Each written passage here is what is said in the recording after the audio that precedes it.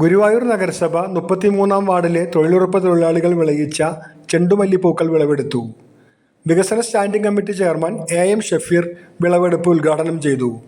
ഗുരുവായൂർ നഗരസഭ ഈ പദ്ധതി ഇങ്ങനെ വിഭാവനം ചെയ്ത് അത് ഏറ്റെടുത്ത ഈ 33-ാം വാർഡിലെ മുഴുവൻ തൊഴിലുറപ്പ് തൊഴിലാളികളെയും സഹോദരി സഹോദരന്മാരെയും ഹൃദയത്തിന്റെ ഭാഷയിൽ അഭിനന്ദിക്കുകയാണ്.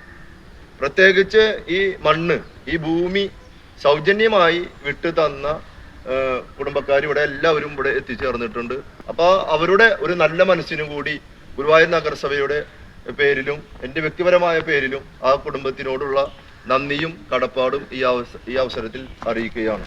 നഗരസഭ ജനകീയാസൂത്രണ പദ്ധതി വഴി നടപ്പിലാക്കുന്ന പുഷ്പനഗരം ചെണ്ടുമല്ലി കൃഷിയുടെ ഭാഗമായാണ് കപിലേശ്വരം ക്ഷേത്ര പരിസരത്ത് കൃഷി നടത്തിയത്.